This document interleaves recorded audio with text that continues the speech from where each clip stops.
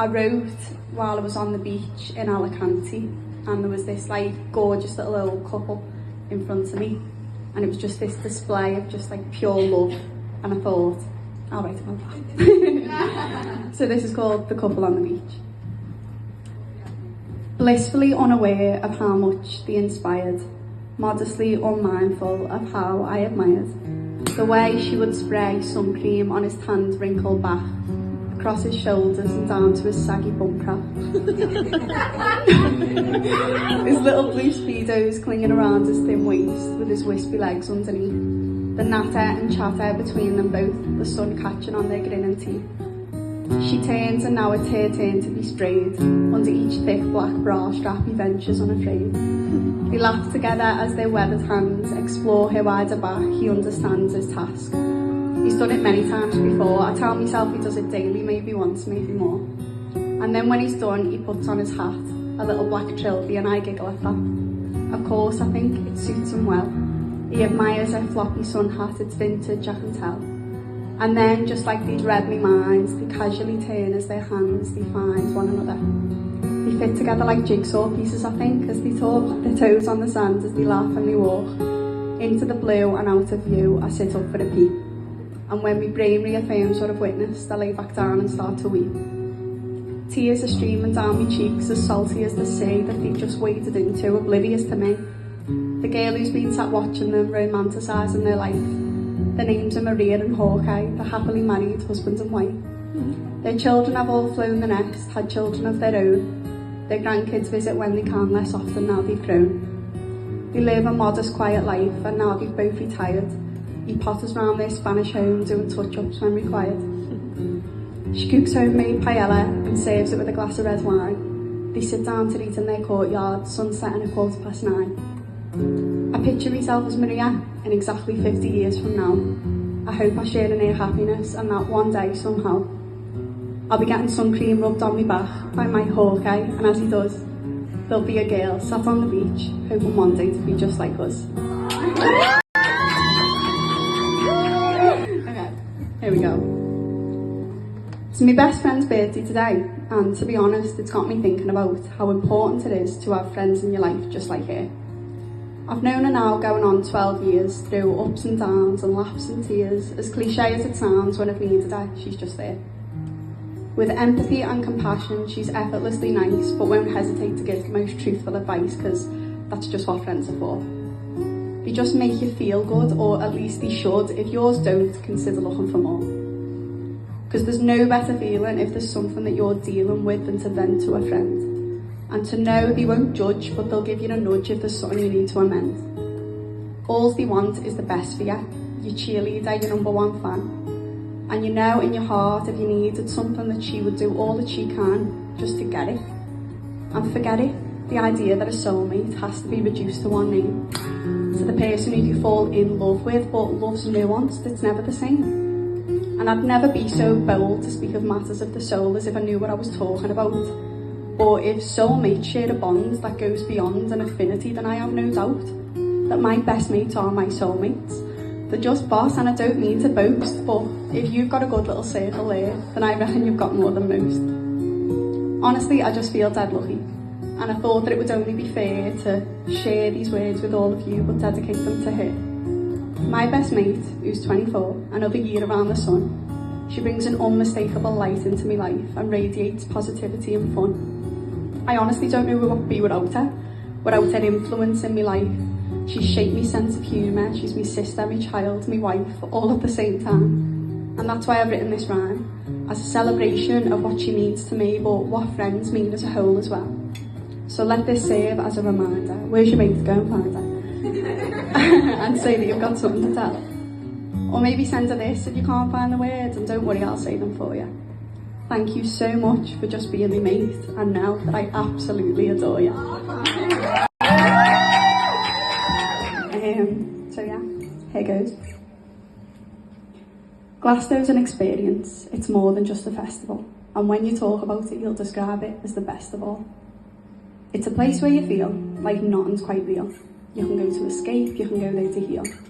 You'd only use your phone for occasional picture taking, no concern for lack of signal, just concern for memory making. At times it's bold and vivid, at times you're in a haze. It feels like home while you're on the road, but you've been there for just 5 days. It's a sensory overload, it's a lot to take in. Going from one place to another can have your head in a spin, but the special thing is you can't really get lost.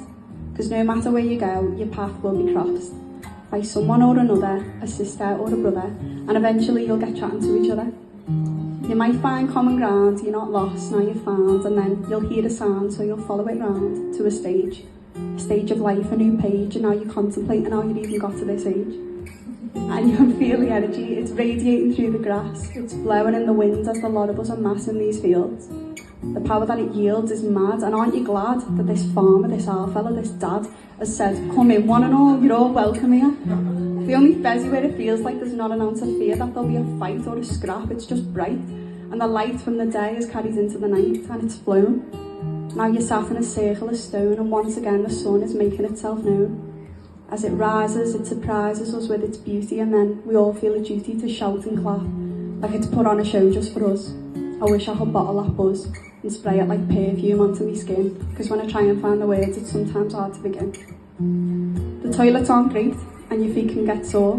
Staying intense is intense, but it's worth it and more. For the smile on your face and the warmth in your heart, that magical place to the end from the start. I'll catch it in the fields. If you know, you just know. We'll count down the days, and then back we'll all go. Okay? So, me and Emily, my best mate, were probably only 15 when we very first started to say, how boss it'd be if when we grew up we could one day just get away. Time went on, boyfriends came and gone, plans changed, rearranged, that's how it goes. But I think that the beautiful thing about life is that what comes next, no one knows. So anyway, 10 years later, there I am, sat on Crosby Beach, a little picnic date with Meg and my mate, and I start giving her this speech about how we're getting older now, but we're wiser and we're bolder. How are we still sat here without a clue of where we're going or who we truly are? And don't you think it's a bit bizarre that we still don't know what we want to do? So as I'm looking out at the sea, enjoying my £3 ice cream, it occurs to me that we've got adult money now, so it's no longer a pipe dream. Let's go travel, and I say to Meg, and she turns and looks my way. She thinks for about half a second and then goes, why not? Okay. So then we get on to Emily to obviously see if she can.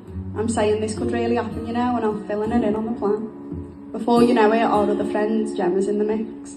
We've made a chat, and the 4 of us are sending in all kinds of pics of Thailand and Bali, Cambodia, Vietnam. We're watching travel vlogs on TikTok, YouTube and Instagram, and then the time's right. We're all holding our breath on FaceTime as I press and confirm the flight, and it's booked. So I ring and tell me mum, and I'm frantic. Truthfully, I didn't think the day would come, but we're going. And we've got a rough idea in terms of route and duration, but we're playing it by ear. So what does that mean for me? I've left my job of 6 years, so ultimately I'm free to explore, and what more could I really ask for?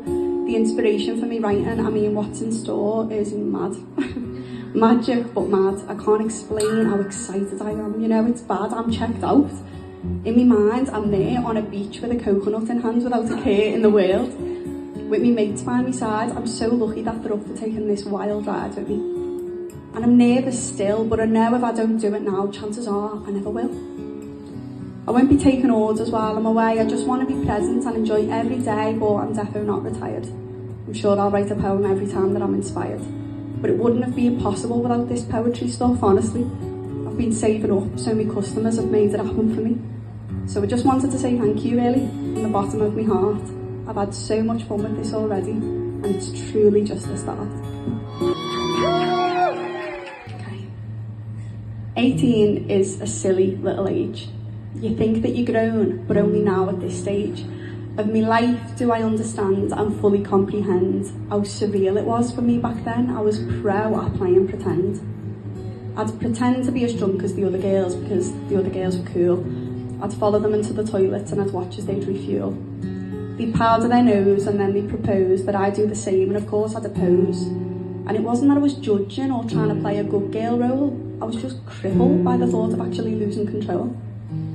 Truthfully, I was even pretending when my last relationship first began. I had a message on Snapchat, it was a reply off me scran, and it was avocado on toast. Ironically now my favourite meal, but at the time I hated avocado. It had just become this big deal, so I wanted to look like an indie girl who smoked weed and played the guitar, ate avocado, and thought that Definitely Maybe was the best album ever by far. But I forgave myself a while ago for giving so much attention to the constant and perpetual desire for reinvention. And it's curious how I still do it now. I'm evolving all the time, but not to fit inside someone else's box, just trying to grow out of mine. We grew together and then we grew apart, and with that I've made me peace. Now it's time to see what will happen for me, me tight grip of control I release. Yes is my word of this year, only if it feels right and not out of fear, but with an open heart and an open mind. I trust that what's coming is truly aligned. Signed, sealed, delivered to me, assigned and designed to set my soul free. This is my time for healing and mending, honouring each feeling and no more pretending. The love I receive is the love that I'm sending. The best times await and adventure is pending. The happy beginning to my happy ending. Thank you.